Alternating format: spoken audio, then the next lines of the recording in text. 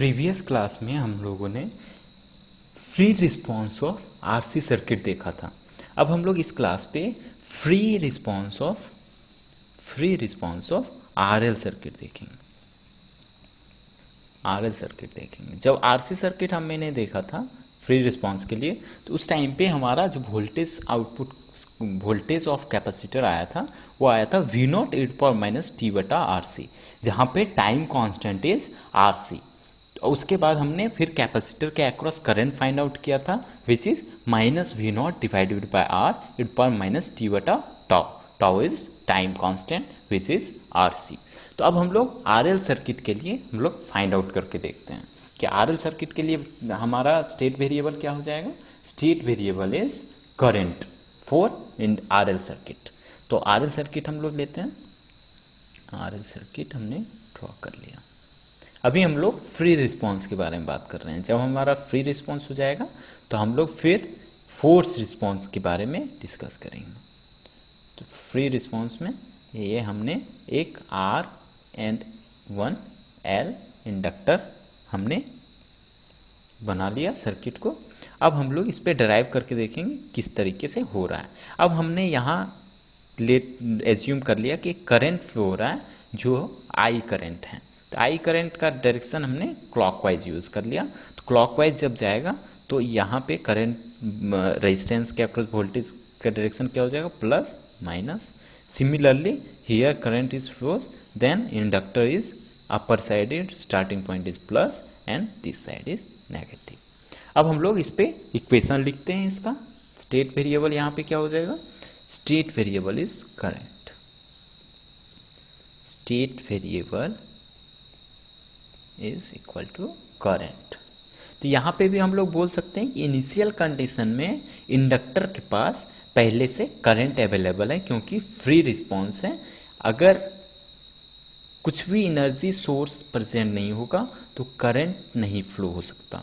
तो हम लोग बोलेंगे कि इंडक्टर के पास पहले से एनर्जी स्टोर्ड है विच is I not.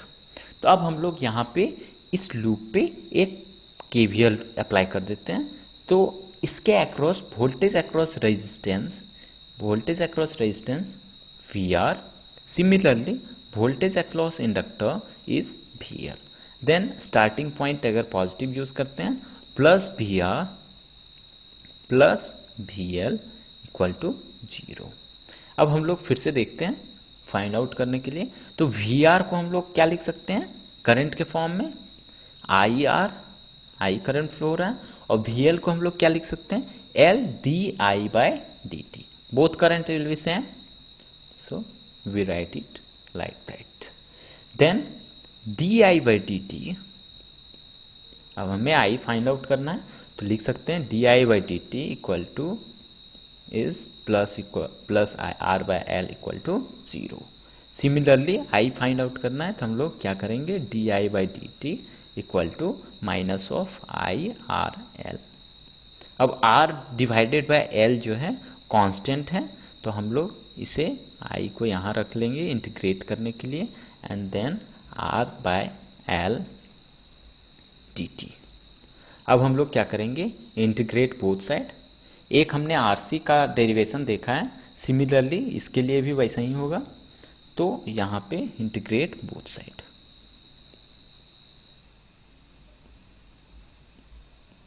Integrate both side क्या हो जाएगा, integration of T I by I equal to minus of R L constant है, sorry R divided by L.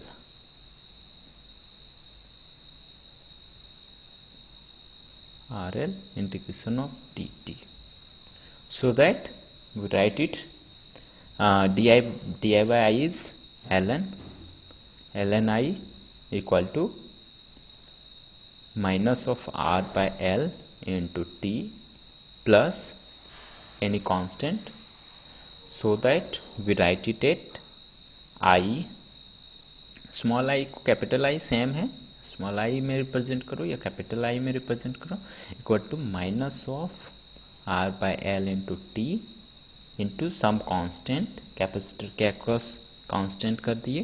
तो इसे हम लोग e power c then it is I equal to K of e to the power minus R by L into T. अब हमें इसको equation 1 ले लेते हैं। अब हमें के फाइंड आउट करना है। के फाइंड आउट जैसे हमने आरसी सर्किट के लिए किया था ऐसे ही यहाँ पे भी कर लेते हैं। मीन्स हमने आई जीरो जो है इंडक्टर के पास वो हमें पता है आई नॉट। देन इंडक्टर के अक्रॉस करंट जो है इनिशियली आई नॉट परसेंट था, means at time equal to zero. Then put time equal to zero, तो यहाँ पे क्या हो जाएगा I naught I zero equal to K e to power minus zero, means यहाँ zero, K equal to I naught is I naught. Then 2 and put the value of K in equation 1, तो क्या हो जाएगा I equal to I naught e to power minus R by L into T.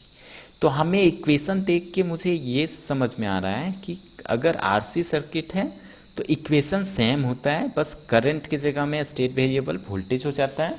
Means V equal to V naught e to power minus tau by R L की जगह पे वहाँ टॉ different होता है। मीन्स यहाँ पर अगर हम लोग इसको थोड़ा सा और सिंप्लीफाई करके बात करें, I naught e to power minus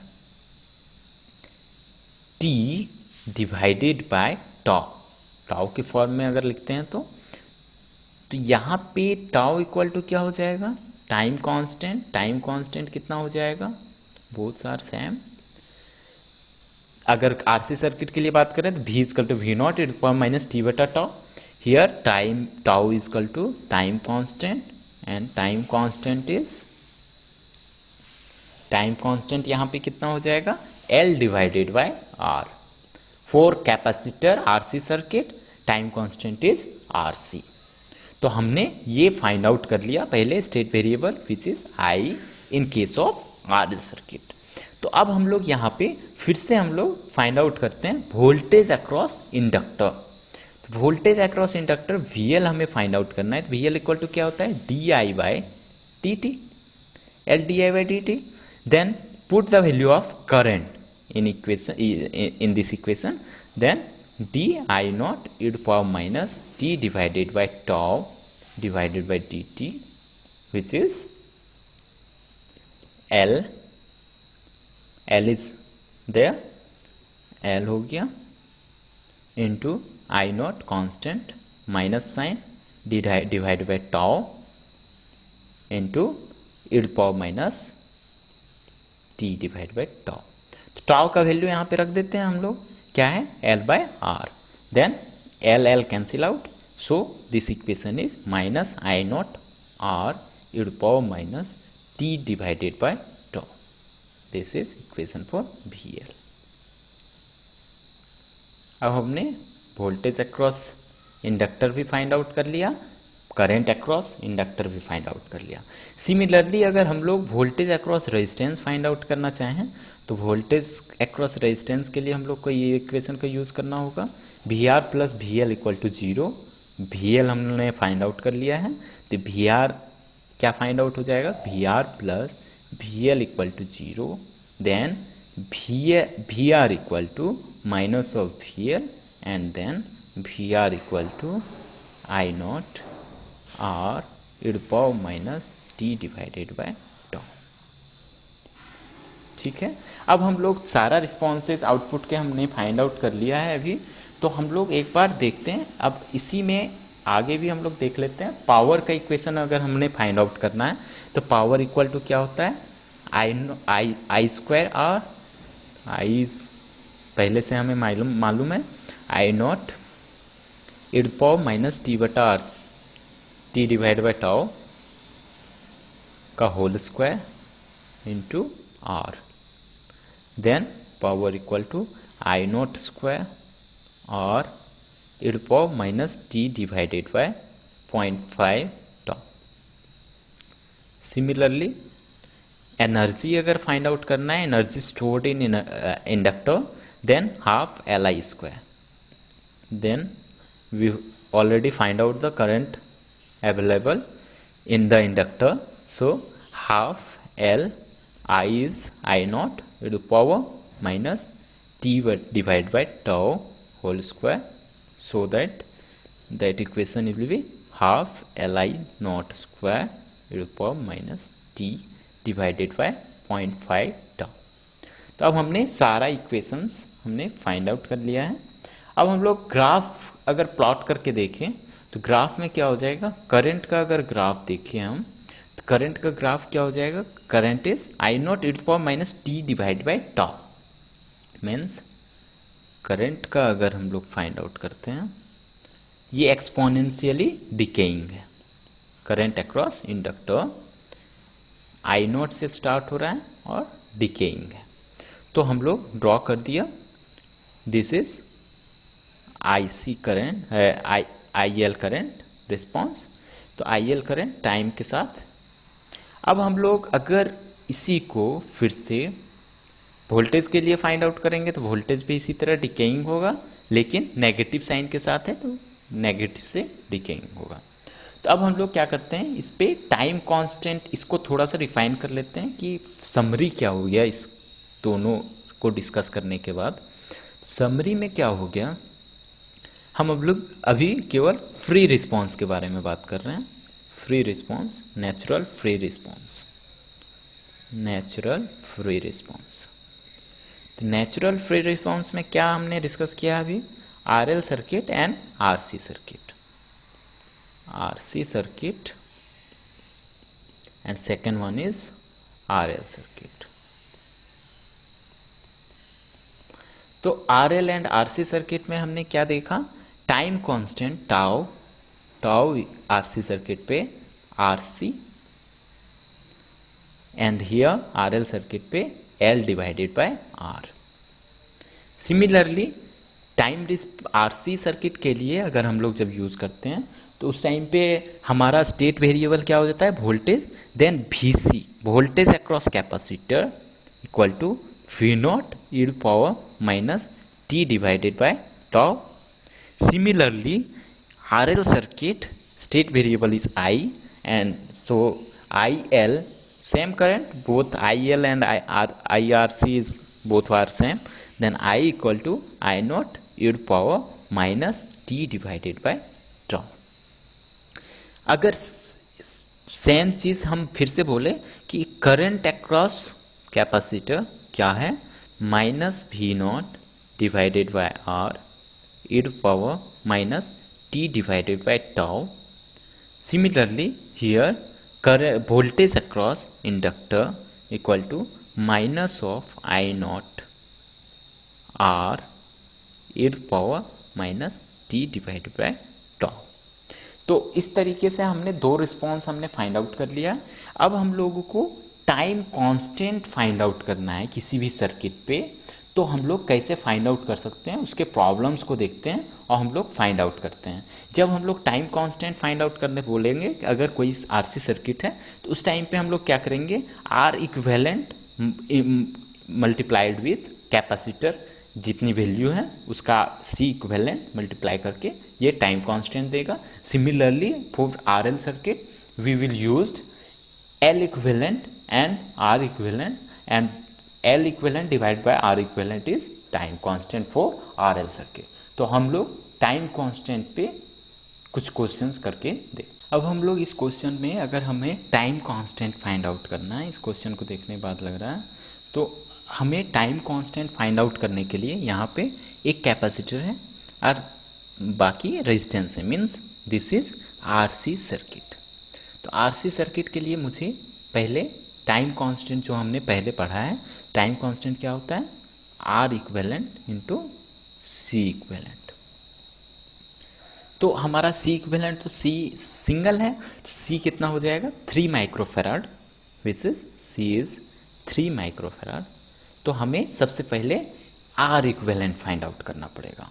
तो आर इक्विवेलेंट फाइंड आउट करने के टाइम पे हम क्या करेंगे, जो कैपेसिटर है उसके अक्रॉस थेवेनिन थ्योरम से जो आर इक्विवेलेंट निकालते थे वैसे ही हम लोग फाइंड आउट कर लेंगे। यहाँ पे वोल्टेज सोर्स है, वोल्टेज सोर्स अगर अवेलेबल होता है उसको शॉर्ट कर देंगे, अगर करंट सोर्स अवेलेबल होता है तो हम उसको ओपन सोर्स कर देंगे। तो हम लोग similarly R equivalent find out करते हैं। फॉर आर इक्विवेलेंट किसके अक्रॉस? कैपेसिटर जहाँ कनेक्टेड है उसके अक्रॉस। तो हम इस सर्किट को थोड़ा सा मॉडिफाई करते हैं। यहाँ पे ओपन सर्किट, यहाँ एक रेजिस्टेंस, हियर इज आल्सो एक रेजिस्टेंस, यहाँ फिर से एक रेजिस्टेंस, यहाँ एक रेजिस्टेंस 2 ओम का, ये शॉर्ट सर्किट हो गया। 3 ओम, 6 ओम, देन 2 ओम, हियर इज 2। तो इसे थोड़ा सा सिंप्लीफाई करते हैं, इसके अक्रॉस हमें आर इक्विवेलेंट फाइंड आउट करना है। तो इसे हम लोग थोड़ा सा सिंप्लीफाई करते हैं सर्किट को। सर्किट को अगर हम लोग सिंप्लीफाई करते हैं, सिंप्लीफाई करने पे क्या आ जाएगा? ये बोथ आर पैरेलल, मीन्स इसे थोड़ा सा 2 ohm resistance and 2 ohm resistance are parallel. Similarly 6 ohm resistor and 3 ohm resistors are parallel. और इसे अक्रॉस हमें फाइंड आउट करना है। तो अब हम लोग इसे पैरेलल करके फाइंड आउट कर लेते हैं कितना हो रहा है। तो यहाँ पे जब हम लोग इसको पैरेलल करके सर्किट को थोड़ा सा और सिंप्लीफाई करेंगे तो ये सर्किट हो जाएगा यहाँ पे 2 multiply with 2 divided by 4 equal to 1. This is 1. Similarly, here is 3 multiply with 6 divided by 9, 2. This is 2. अब हमें इसके अक्रॉस निकालना है। Both are in series, so R equivalent equal to 1 + 2 = 3। Means हमारा आर इक्विवेलेंट फाइंड आउट हो गया और हमने सी 3 माइक्रोफैराड अवेलेबल है। तो हम इसको टाइम कांस्टेंट लिख सकते हैं। Time constant tau equal to R equivalent multiply with capacitor. तो R equivalent is 3 and capacitor is 3 microfarad, 3 microfarad, so that time constant is 9 microsecond. This is the answer. Again we use second problem. अगर हम इस question को discuss करते हैं, ये question में find time constant for the circuit shown below. तो यहाँ पे जब हम लोग स्विच को देखते हैं तो यहाँ पे स्विच अवेलेबल है। सबसे पहले यहाँ पे ये 5 एम्पियर क्या है? फोर्स रिस्पॉन्स है, ये फोर्स रिस्पॉन्स। अब हम लोग स्विच देखते हैं। स्विच कहने का मतलब स्विच पहले ऑन था, अब ऑफ हो रहा है, t = 0 पे ऑफ हो रहा है। तो मतलब हम लोग इसको क्या बोल सकते हैं? माइनस इन्फानाइट से, मीन्स पहले स्टेज पे वो फोर्स रिस्पॉन्स था, मीन्स उस टाइम पे वोल्टेज कनेक्टेड होगा, करंट सोर्स कनेक्टेड होगा। और जब हम इन t = 0 पे ये स्विच को हम लोग ओपन कर दे रहे हैं। जब स्विच ओपन हो रहा है तो उस टाइम पे कोई भी सप्लाई अवेलेबल नहीं होगा। तो मतलब हम लोग बोल सकते हैं 0 से इन्फिनाइट पे ये फ्री रिस्पॉन्स की तरह बिहेव कर रहा है, फ्री रिस्पॉन्स की तरह। तो अब हम लोग इस पे क्या है, ये एक रेजिस्टेंस और कैपेसिटर का प्रॉब्लम है। Then this is RC circuit. तो आरसी सर्किट में हम लोग पता है टाउ इक्वल टू क्या हो जाएगा? RC, time constant equal to RC, which is R equivalent multiply with C equivalent. तो हम लोग एक दूसरे से फाइंड आउट करते हैं। सबसे पहले सी इक्विवेलेंट करते हैं। सी इक्विवेलेंट में क्या हो जाएगा? बोथ आर इन सीरीज, तो डायरेक्ट सीरीज कर देते हैं। कैपेसिटर जब दोनों सीरीज में हो तो उस टाइम पे क्या हो जाता है? 6, both capacitor is 6 and 3 which is 6 × 3 divide by 9।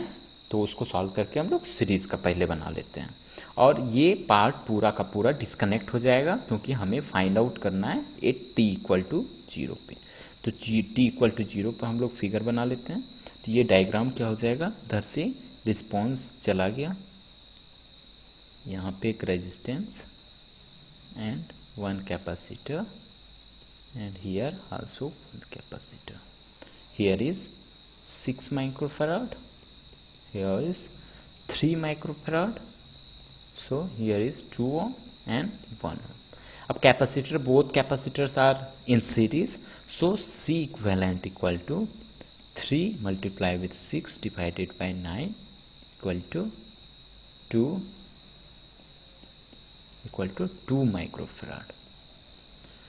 और उसके अक्रॉस पे हम लोग को रेजिस्टेंस निकालना है, तो ये सर्किट हो गया, here is resistance, here is resistance and one capacitor which is equivalent equal to 2 microfarad, and both resistance is 1 ohm and this resistance is 2 ohm.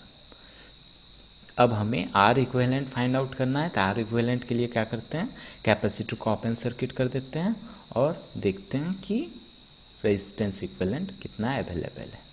तो हम लोग कैपेसिटर को ओपन कर दिया, इसके across R equivalent find out कर लेंगे। तो यहाँ 2 ohm, both resistances are same, so R equivalent series, so R equivalent equal to 1 + 2 equal to 3 ohm, and we already calculated the C equivalent, which is C equivalent is 2 microfarad. So time constant tau equal to R equivalent multiply with C equivalent equal to 3 into 2 microfarad, here is ohm, so 6 microsecond. तो हम लोगों ने अभी RC circuit का कैसे हम लोग time constant find out करेंगे वो हमने 2 प्रॉब्लम देख लिया। अब हम लोग नेक्स्ट प्रॉब्लम देखते हैं कि आरएल सर्किट जब होगा तो आरएल सर्किट में हम लोग टाइम कांस्टेंट कैसे फाइंड आउट करेंगे। In this problem we also find out the value of time constant for RL circuit. तो आरएल सर्किट के लिए हम लोग को टाइम कांस्टेंट पता है क्या होता है, L divided by R. L is L equivalent, ये R इज R इक्विवेलेंट। तो हम लोग सबसे पहले देखते हैं L यहाँ पे कितने अवेलेबल है, L is 1, then L equivalent equal to 1 millihenry. अब हम लोग R इक्विवेलेंट फाइंड आउट करेंगे। तो R इक्विवेलेंट के लिए मैंने पहले भी बोल चुका हूँ, जो RC सर्किट के लिए प्रीवियस क्वेश्चन में हम लोग फाइंड आउट कर रहे थे।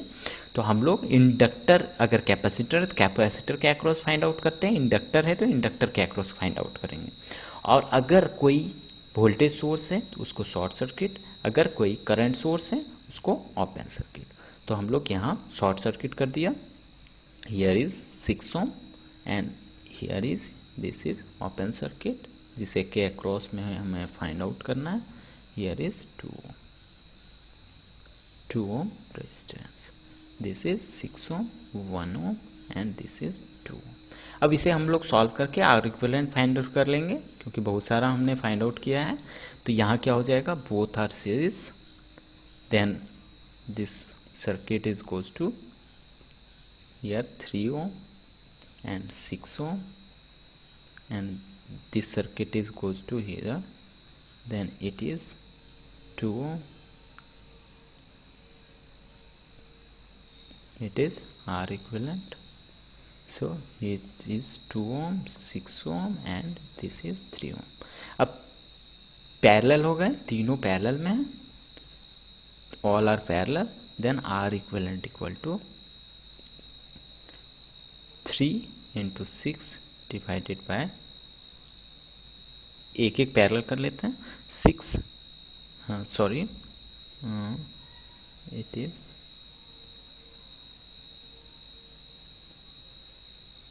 1/3 plus 1/6 plus 1/2. Then here 1 divided by, here we have take 1 divided by R equivalent, so that 3 into 6 divided by 9 plus 1/2, here choose, oh sorry, 6 9 and sorry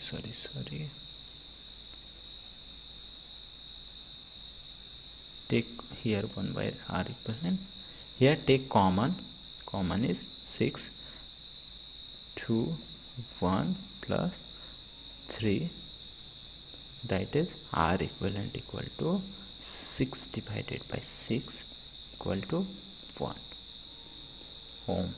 So that tau equal to L divided by R equivalent. Here is also equivalent. L is already mentioned 1 millihenry divided by 1 ohm equal to time is 1 millisecond. So for RL circuit we calculate the time constant like this. Again we take one more example. For this question we find out the time constant for RL circuit. तो इस RL circuit पे फिर से हम लोग क्या करेंगे, time constant is L divide by L equivalent divide by R equivalent. तो पहले हम लोग L इक्विवेलेंट फाइंड आउट कर लेते हैं. तो L इक्विवेलेंट क्या है, दो पैरेलल में. तो सबसे पहले इसको पैरेलल सर्किट कर देंगे. तो पैरेलल क्या हो जाएगा, both are parallel, so 14 into 14 divided by 14 plus 14 equal to plus, this is cancel out 2 times, this is 7 equal to 7 milli henry. तो इसे सबसे पहले कंप्लीट कर लेते हैं. ये स्विच t इक्वल टू 0 पे कंसीडर करना है, मीन्स ये शॉर्ट हो जाएगा t इक्वल टू 0 पे. तो t इक्वल टू 0 पे शॉर्ट हो जाएगा. अब हम लोग इसको फिर से डायग्राम को बना लेते हैं. तो हमारा डायग्राम क्या हो गया, यहाँ एक resistance, here is plus minus 10 volt, here is t equal to 0, it is short, and 3 ohm. Similarly this is resistance and this inductor is parallel. R equivalent L equivalent is 7 millihenry. This is 6 ohm and L equivalent is 7 millihenry. अब हमें L equivalent पता चल गया. तो for R equivalent के लिए हमें क्या करना होगा, मैंने बार बार बोला है, L जो होगा उसके अक्रॉस फाइंड आउट करेंगे. और उस टाइम पे वोल्टेज सोर्स क्या होगा, शॉर्ट सर्किट, और करंट सोर्स अगर अवेलेबल है तो वो ओपन सर्किट. तो हम लोग इसको सर्किट को फिर से यूज़ कर लेते हैं. तो ये क्या हो जाएगा, इसके अक्रॉस RTH फाइंड आउट करना है. This is 5 ohm, here is 3 ohm, here is 6 ohm. ये दोनों रेजिस्टेंसेस पैरेलल हो गए. तो हम लोग इसको पैरेलल सर्किट कर देते हैं. पैरेलल सर्किट करेंगे तो एक single resistance, here is 5 ohm resistance and this is RTH, here is 5 ohm. अब पैरेलल सर्किट क्या हो जाएगा, 6 into 3 divided by 6 plus 3 equal to 2 ohm, then it is 2. तो अब हम लोग देख रहे हैं कि 2 ओम और 5 ओम दोनों सीरीज में हैं. Then R equivalent equal to RTH और equivalent R equivalent equal to 2 plus 5 equal to 7 ओम.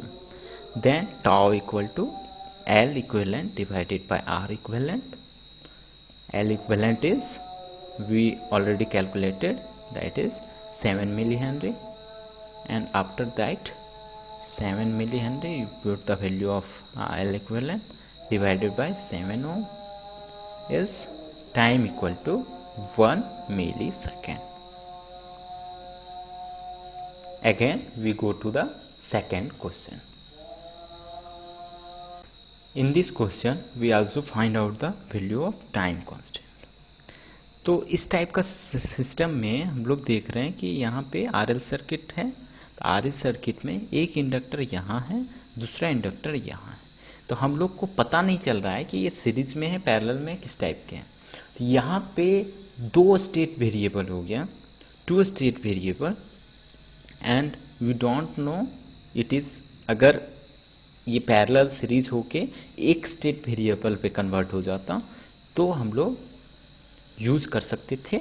लेकिन यहाँ पे 2 स्टेट, दोनों अलग अलग स्टेट वेरिएबल हैं जो एक साथ मिल नहीं रहे हैं.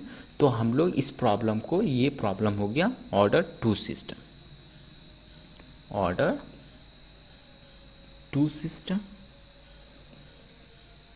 अभी तक हम लोग जो देख रहे थे वो टाइम कांस्टेंट जो निकलता है वो ऑर्डर 1 सिस्टम के लिए फाइंड आउट होता है. तो हम लोग इस टाइप के क्वेश्चंस को फाइंड आउट नहीं कर सकते हैं। ओके।